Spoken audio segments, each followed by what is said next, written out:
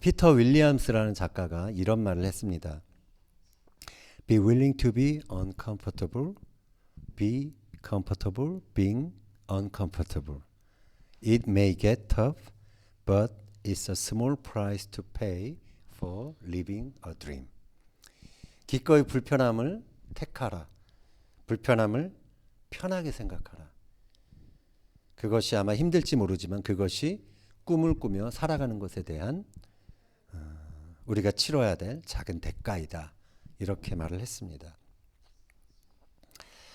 꿈이 있는 사람들이 지불해야 하는 대가가 있습니다. 그것은 이 표현대로 불편함입니다. 불편하고 고통스러워도 꿈이 이루어지기까지 참고 견뎌야 하는 시간이 있는 것이죠. 성경에서 꿈이 이루어지기까지 불편함을 견뎠던 대표적인 인물이 있습니다. 우리가 잘 아는 요셉입니다. 오늘은 그의 꿈이 이루어지기까지 그가 어떠한 대가를 치루었는지 우리가 살펴보며 함께 은혜를 나누고자 합니다. 요셉은 우리가 잘 아는 것처럼 그 아버지 야곱이 너무나 끔찍히 사랑했던 아들이었습니다. 그래서 그만을 위해서 채색 옷을 따로 만들어 입혔었죠. 아버지가 이 요셉만 편애했기 때문에 다른 형제들은 요셉을 미워했습니다. 요셉은 그의 나이 17 어느 날 꿈을 꿉니다. 2번에 걸쳐서 꿈을 꿉니다. 첫 번째 꿈은 추수하는 장면이죠. 그가 추수해서 쌓아놓은 단이 세워지자 다른 형제들이 추수해서 거둔 단, 그 단이 자기 단을 향해서 절을 하는 것이었습니다. 자, 형들이 이것을 알면 되게 기분이 나쁠 그런 꿈의 내용입니다. 그런데 요셉은 자신이 꾼 꿈을 형들을 불러서 다 이야기를 해줍니다. 요셉이 순진하긴 하지만 좀 눈치가 없는 그런 캐릭터인 것 같아요. 그 꿈을 들은 형들이 기분이 나빴죠. 네가 우리 왕이 되겠느냐? 그렇게 말하면서 화를 냅니다. 그러면서 요셉을 더 미워하게 됩니다. 요셉은 이어서 2번째 꿈을 꾸게 됩니다. 해와 달과 11별이 자기를 향해서 엎드려 절하는 꿈이었죠. 지난번 형들의 반응을 요셉이 좀 눈치를 챘다면 이 꿈 얘기도 하지 말았어야 하는 그런 이야기였죠. 그런데 눈치 없는 요셉은 이번에는 형뿐만 아니라 아버지까지 불러서 자신의 꿈을 이야기해 줍니다. 그것을 들은 아버지가 요셉을 꾸짖습니다. 네가 꾼 꿈이 무엇이냐? 나와 어머니와 네 형들이 참으로 가서 땅에 엎드려 내 앞에서 내게 절을 하겠느냐? 요셉의 형들은 이 꿈의 이야기를 듣고 요셉을 질투하고 시기했다라고 그렇게 성경은 기록합니다. 그러나 아버지 야곱은 이 요셉의 말을 마음에 간직해 두었다. 꿈이 거듭되는 거 보니까 뭔가가 있겠구나라는 것을 야곱이 느꼈던 것 같습니다. 요셉의 꿈은 요셉 자신이 만들어낸 꿈이 아니었습니다. 그가 뭔가 이루고 싶은 그런 어떤 목표들을 그가 설정해서 만들어낸 그러다가 꾼 꿈이 아니었던 것이죠. 요셉의 꿈은 하나님이 주신 것이었습니다. 그것은 사실 요셉의 꿈이라기보다는 하나님께서 요셉을 통해서 이루고 싶은 바로 하나님의 꿈이었던 것이죠. 그 꿈은 하나님의 경륜 안에서 장차 요셉의 인생에서 일어날 예언적인 꿈이었습니다. 요셉이 꾼 그 꿈이 현실 속에서 바로 이루어졌다면 요셉에게는 얼마나 편한 삶이 이루어졌을까요? 그러나 그가 꾼 꿈은 요셉을 형통이 아닌 고난의 길로 인도를 했습니다. 요셉이 형들을 찾아 도단에 가죠. 요셉이 다가올 때 형들이 요셉을 발견합니다. 요셉을 보고서 그들끼리 이야기를 하죠. 저기 꿈꾸는 자가 오는도다. 자, 우리가 그를 죽이고 구덩이에 던지자. 그의 꿈이 어떻게 되는지 우리가 보자. 이 형들은 그 꿈이 너무 싫었던 거죠. 그 꿈대로 되지 않기 위해서는 이 요셉을 죽여야 하겠다라는 결론을 내린 것입니다. 그래서 그들은 요셉의 그 채색 옷을 벗기고 그를 구덩이에 던집니다. 꿈 때문에 요셉의 인생은 나락으로 떨어지게 된 것입니다. 결국 요셉은 우리가 잘 아는 것처럼 미디안 상인에게 팔려서 애굽으로 가게 되죠. 은 20에 노예로 팔려갑니다. 요셉이 바로의 신하 친위대장 보디발의 집으로 팔려가게 된 것입니다. 형들에게 버림받고 하루아침에 사랑받던 자에서 노예로 전락했습니다. 요셉의 멘탈이 정말 탈탈 털리는 그러한 경험이라 할 수 있는 것이죠. 요셉은 그 지점에서 자신이 꾸었던 꿈을 생각해 보았을 것입니다. 정말 이 꿈이 맞나? 내가 꾼 꿈이 맞나? 정말 형들이 나에게 절하는 그 날이 오기나 할 것인가? 꿈과 그의 현실 사이의 간격이 더 크게 벌어졌습니다. 꿈과 현실과의 간격이 벌어질수록 사람들은 낙담하게 됩니다. 하나님의 위로는 그 순간 요셉에게 찾아왔습니다. 성경은 여호와께서 요셉과 함께 하심으로 그가 형통한 자가 되었다라고 기록하고 있습니다. 요셉은 노예로 팔려간 그곳에서 형들을 원망하는데 그의 감정을 사용하지 않았습니다. 형들이 자신에게 절하는 그 꿈이 그의 가슴에 분명히 새겨졌기 때문에 그는 원망하고 분노하기보다는 그 꿈에서의 그 비전을 마음속으로 다시 그려볼 수 있었을 것입니다. 그 꿈이 자기에게 연거푸 너무나 선명하게 보여졌기 때문에 그 꿈은 요셉의 마음속에서 지울 수 없었던 것이죠. 꿈이 있는 한 그는 버려진 자가 아니었습니다. 이처럼 꿈은 그를 다시 일으키는 그런 역할을 했던 것입니다. 요셉은 그래서 우리가 성경에서 개인적으로는 처음에 어땠는지 모르지만 성경에서는 그가 형들을 원망하는 말을 찾아볼 수가 없습니다. 그것은 그의 꿈 때문이었습니다. 요셉의 감정은 복수로 이글거리지 않았습니다. 그것도 꿈 때문이었죠. 요셉의 마음은 그 대신 하나님의 임재로 채워졌습니다. 그것이 그를 보디발의 집에서 형통한 자로 만든 것입니다. 보디발은 그에게서 하나님이 함께 하심을 보게 됩니다. 그가 하는 모든 일이 형통하게 되는 것을 그가 확인하고 요셉에게 자기 집안의 모든 소유와 집안의 업무를 다 맡기게 됩니다.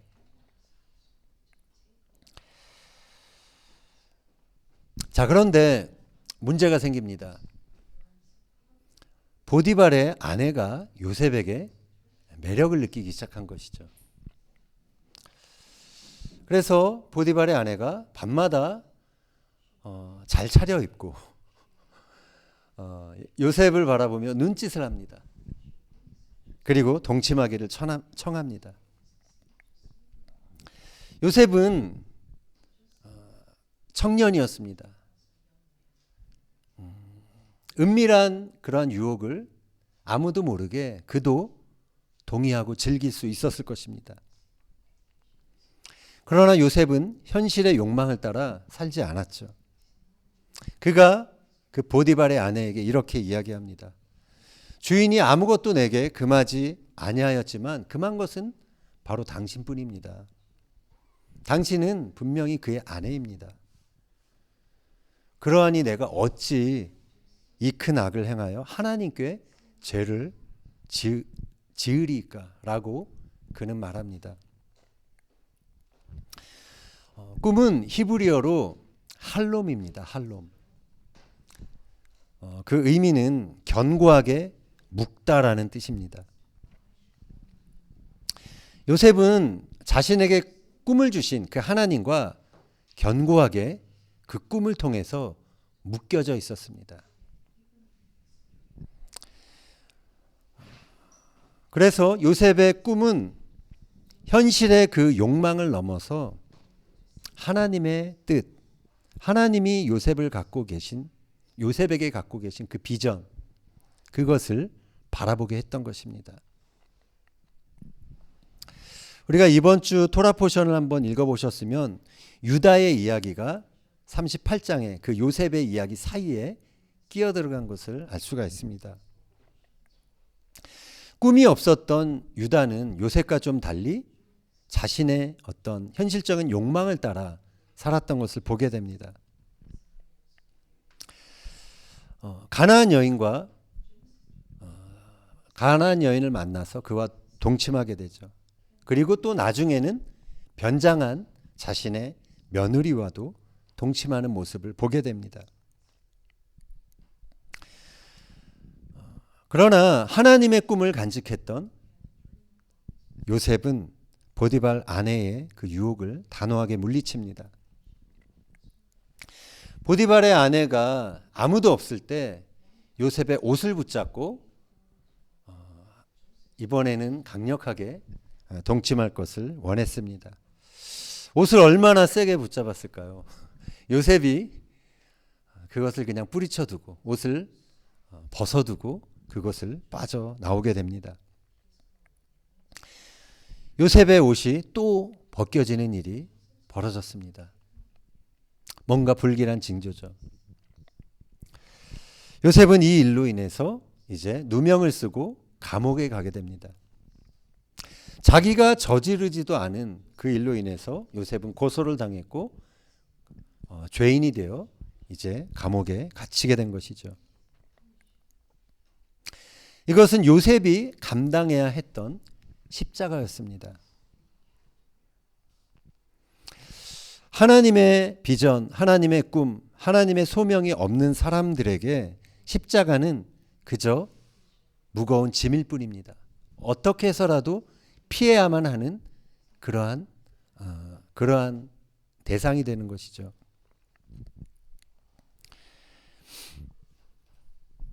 그러나 때로 믿음의 사람들에게 십자가가 허락이 될 때가 있습니다.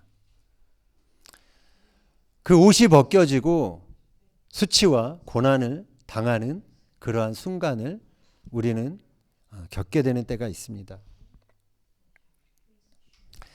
그것은 우리의 자아와 욕망을 십자가에 못 박고 온전한 순종의 길을 가기 위해서 때로 우리에게 허락되는 그러한 과정인 것입니다. 이 감옥에서도 요셉은 자신이 꾸었던 꿈을 생각해 보았을 것입니다. 그러나 현실은 자신이 꾼 그 꿈과 더 거리가 멀어졌습니다. 하지만 분명히 꿈에서 자신의 모습은 자신의 현실과 분명 달랐습니다. 다른 사람들이 자기에게 절하는 그런 사람이 바로 요셉이었던 것이죠. 요셉은 꿈에서 본 자신의 정체성을 가지고 살 수 있었던 것입니다. 그는 억울하게 감옥에 갇힌 죄인이 아니라 모두가 자신에게 절하는 그러한 존귀한 자로 살아갈 수 있었던 것입니다. 꿈이 있는 한 그는 결코 감옥에 갇힌 자가 아니었습니다. 하나님은 그러한 그와 함께 그 감옥에서도 하셨습니다. 간수장이 그를 바라볼 때 하나님의 은총이 그에게 있는 것을 알게 되었어요. 그래서 그를 믿고 감옥의 모든 재반 사무를 또 맡기게 됩니다. 그는 감금된 죄수의 몸이었지만 오히려 그곳에서 다른 사람들을 감독하고 그들을 지도하는 실질적인 권위자의 역할을 하게 되는 것이죠. 꿈을 꾸게 된 뒤 요셉은 노예로 팔려갔습니다. 그리고 감옥에 갇혔습니다. 그리고서 그의 인생 10년의 시간이 흘렀습니다.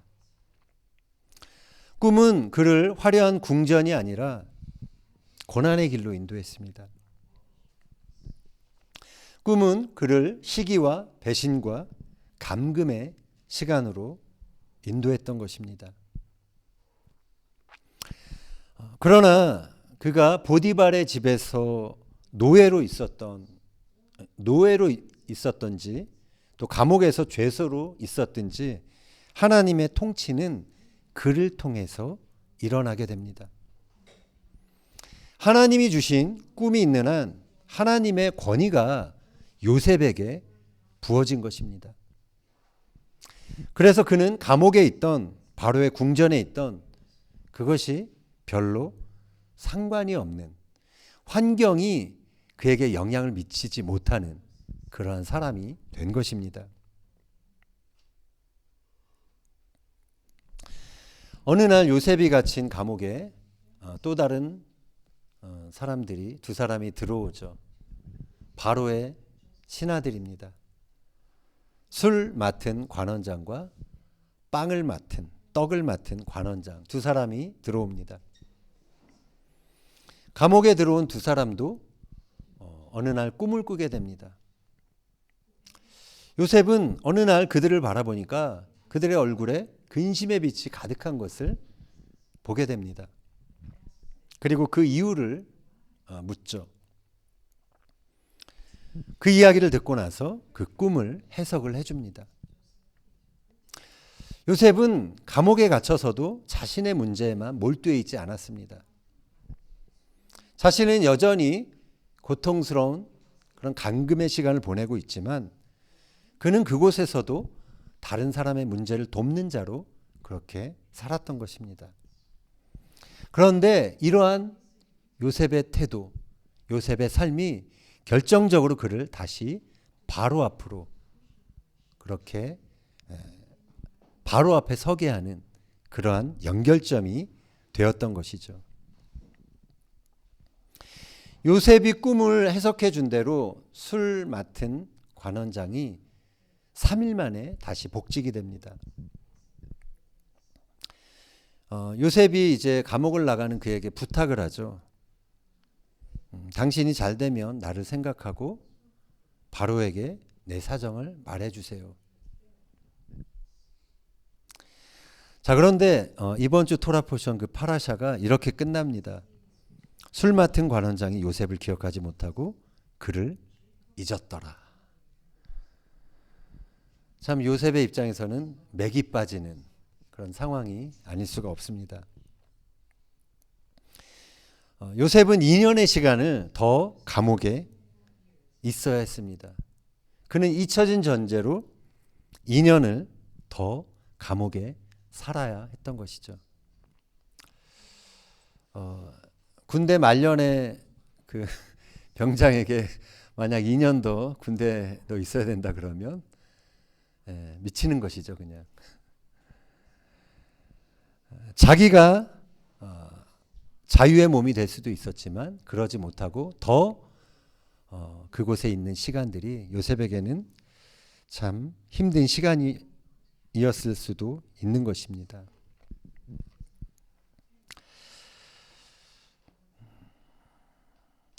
하나님의 비전과 소명이 없는 사람들에게 이 2년이라는 시간은 참으로 불필요하고 어쩌면 끔찍한 시간으로 여겨질 수 있는 것이죠. 그러나 이 시간은 요셉이 그의 믿음이 더 하나님 앞에 견고해지고 또 자신의 그 자아와 그 모든 것들을 십자가에 못 박을 수 있는 그러한 시간이 되었을 것입니다. 그리고 그 시간이 다 찼을 때 요셉은 결국 바로 앞에 서게 되는 것이죠. 2년 더 감금되었던 그 시간은 요셉에게 결코 불필요한 시간이 아니었습니다. 오히려 하나님의 경륜이 이루어지기 위한 가장 정확한 그러한 때가 바로 요셉이 겪었던 그 시간이었던 것입니다. 이처럼 우리가 하나님의 비전, 하나님의 꿈, 나를 향한 그 계획, 그것에 주목하는 삶을 살 때 우리는 고난의 시간 속에서도 하나님의 경륜을 이루는 삶을 살게 되는 것입니다. 만약 요셉이 형들을 원망하는 삶을 살았다면 그의 인생은 감옥에서 끝났을지도 모릅니다. 만약 요셉이 자신을 잊은 그 술관원을 원망하며 그 감옥에서 지냈다면 그는 어쩌면 바로에게 갈 수 있는 기회를 얻지 못했을 것입니다. 원망은 기회의 문을 닫는 행위입니다. 하나님은 우리를 힘들게 했던 그런 사람들을 통해서도 기회의 문을 여시는 그런 하나님이신 것입니다. 만약 요셉이 꿈을 꾸지 않았다면 고통스러운 시간도 그에게 없었을지 모릅니다. 그러나 그는 하나님이 주신 꿈을 꾸었기 때문에 그것이 다 이루어지기까지 고난이라는 그러한 대가를 지불해야 했던 것입니다. 여러분이 만약 요셉이라면 요셉처럼 이러한 꿈을 꾸는 자가 되고 싶으십니까? 아니면 그냥 고난 없이, 꿈 없이 그냥 현실에서 내가 바라는 어떠한 목적, 욕심, 욕망 그것만을 이루기 위해 그냥 살아가는 사람이 되고 싶습니까? 우리는 하나님의 허락하에 이 땅에 존재하게 되었습니다. 우리가 이 세상에 존재하게 되었다는 것은 하나님이 우리 각 사람에게 기대하시는 꿈이 있다라는 그러한 말이랑 일맥상통한 것입니다. 우리는 그래서 하나님의 꿈이 무엇인지 우리는 물어봐야 합니다. 그 꿈을 찾아내고 확인하고 그래서 그 꿈을 우리가 꾸는 사람들이 되어야 하는 것입니다. 그것이 우리의 데스티니를 이루는 그러한 삶인 것입니다. 예수님은 하나님이 보내셔서 이 땅에 오셨습니다. 예수님의 꿈이 무엇이었을까요? 예수님의 비전이 무엇이었을까요? 그것은 하늘 아버지의 뜻을 이루는 것이었습니다. 예수님이 요한복음 6장 38절에서 이런 말씀하셨습니다. 같이 한번 읽겠습니다. 내가 하늘에서 내려온 것은 내 뜻을 행하려 함이 아니요 나를 보내신 이의 뜻을 행하려 함이니라. 나를 보내신 이의 뜻은 내게 주신 자 중에 내가 하나도 잃어버리지 아니하고 마지막 날에 다시 살리는 이것이니라. 예수님은 이 비전 때문에 은 30에 이제 팔리셨습니다. 예수님도 요셉처럼 옷이 벗겨지고 십자가에 채찍을 감당하고 십자가에 달리셨습니다. 그 고난을 감당하셔야 했습니다. 예수님은 죽음의 잔을 앞두고 나의 원대로 마옵시고 아버지의 원대로 하옵소서 이렇게 기도하셨습니다. 그 고난의 시간을 순종으로 감당하셨기에 예수님은 하나님의 경륜을 다 이루는 삶을 사셨던 것입니다. 제가 지난주에 나눴지만 이번 주에 이제 은행 계좌를 열려고 은행에 갔습니다. 일요일 날 갔는데 다른 날 약속을 잡고 다시 와야 된다라고 그래서 그냥 집에 다시 왔습니다. 그래서 화요일 날 약속을 잡고 다시 갔습니다. 저는 분명히 이제 고객으로 갔잖아요. 그런데 이 사람들이 점점 물론 요즘에 그 이스라엘에서 외국인이 은행 계좌 여는 게 좀 까다롭다는 말을 좀 듣게 되었어요. 자금 추적도 하고 이게 다른 용도로 그렇게 하는 경우가 있기 때문에 그래서 어느 정도 마음에 좀 준비는 하고 갔습니다. 근데 저를 범인 다루듯 질문을 이어갑니다. 계속 질문을 해요. 그들의 연속되는 질문에 마치 제 옷이 벗겨지는 듯한 그런 느낌이었습니다. 한 시간이 지났어요. 1시간이 지났는데 그들의 결론은 자기들이 좀 더 조사해보고 전화를 주겠다라는 것입니다. 네. 연락 안 하겠다라는 말이죠. 그래서 다른 은행에 갔습니다. 갔더니만 그냥 해주더라고요. 그냥 기본적인 정보만 물어보고 한 30분 만에 계좌를 열어주었습니다. 그날 집에 와서 좀 조금 약간 멘탈이 털리더라고요. 그렇지만 제가 그날 은행 사람들을 원망하지 않았던 이유가 있습니다. 그것은 이 사람들이 저의 비전 안에 있는 사람들이었기 때문이었습니다. 10년 전 저희가 이스라엘에 오기 전에 하나님께서 저와 아내에게 주신 꿈이 있었습니다.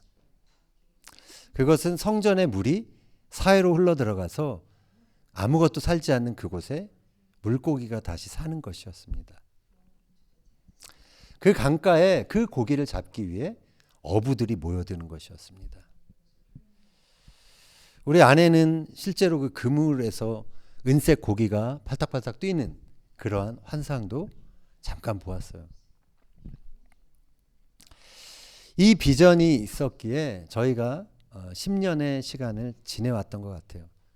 때론 힘들었던 시간도 있고 뭔가 좀 옷이 벗겨지는 듯한 그런 느낌을 갖게 되는 그런 순간들도 있었지만 그 시간을 버틸 수 있었던 것은 하나님이 우리 마음속에 넣어주신 이 말씀과 이 꿈, 이 비전이 있었기 때문에 버틸 수 있었던 것 같습니다. 중요한 건 어떤 우리의 감정이 아니라 하나님께서 저희들에게 주신 그 비전, 그것이 이루어지는 것이 더 중요한 것이기 때문에 이 비전을 따라가는 삶을 저희가 선택했던 것입니다. 꿈과 함께 우리의 삶에 고난이 시작될 수 있습니다. 희망을 안고 시작한 결혼 생활, 꿈을 안고 시작한 직장 생활, 그것이 의외로 나를 꽁꽁 가두는 그런 감금의 시간이 될 수도 있습니다. 교회를 다니기 시작해서 형통한 삶이, 축복된 삶이 펼쳐질 것을 기대했지만 오히려 나에게 나를 그냥 가두고 나의 자유를 빼앗는 것 같은 그런 감금의 시간이 우리에게 찾아올 수 있습니다. 그러한 감금의 시간을 잘 통과하는 비결이 무엇일까요? 그것은 그 시간을 거부하지 않는 것입니다. 그것을 받아들이는 것입니다. 그것을 즐길 수까지는 없겠지만 그것을 누리려고 그렇게 마음을 바꾸는 것입니다. 내게 주어진 십자가를 피하지 않고 그것을 기꺼이 지겠다라고 결심하는 것입니다. 사실 십자가를 피해 다니는 게 더 힘들어요. 차라리 그것을 지면 오히려 가볍습니다. 내 짐은 가볍고 쉽다라고 주님이 하셨잖아요. 우리가 우리의 십자가를 그렇게 감당할 때 하나님의 경륜 안에서 하나님이 나에게 원하시는 꿈, 나를 향해 그리고 계시는 그 그림, 그 청사진들이 나의 인생에서 하나씩 하나씩 그렇게 펼쳐 나가게 되는 것이죠. 꿈의 대가는 분명 큽니다. 그러나 그것이 하나님께서 주신 것일 때 그것을 믿고 우리가 기꺼이 그 대가를 지불한다면 그 꿈은 나의 인생을 세워 나가는 것이 되는 것입니다. 욕망이 나를 이끄는 것이 아니라 하나님이 주신 그 비전이 나를 이끄는 삶이 되어야 하는 것입니다. 그래야 하나님의 데스티니가 내 삶에서 이루어지게 되는 것입니다. 나의 욕망을 이루는 삶이 행복한 것이 결코 아닙니다. 하나님의 목적, 하나님의 데스티니가 이루어질 때, 그것을 이루어 나갈 때 우리는 정말 행복한 사람들이 되는 것입니다. 내가 하나님의 그 꿈과 그 비전 안에서 하나님과 묶여져 있다면 결국 그 꿈과 비전이 나를 이끌게 되는 것입니다. 그 비전이 나에게 권위를 주는 것이고 그 비전을 통해 하나님의 통치가 나의 삶 속에서 이루어지게 되는 것입니다. 우리는 우리가 바라는 것을 위해서가 아니라 하나님이 나에게 원하시는 비전을 보여달라고 그렇게 기도해야 하는 것입니다. 바라기는 하나님의 꿈이 십자가의 시간을 통과해서 우리의 삶 속에서 현실로 그렇게 나타나게 되기를 예수님의 이름으로 축원합니다.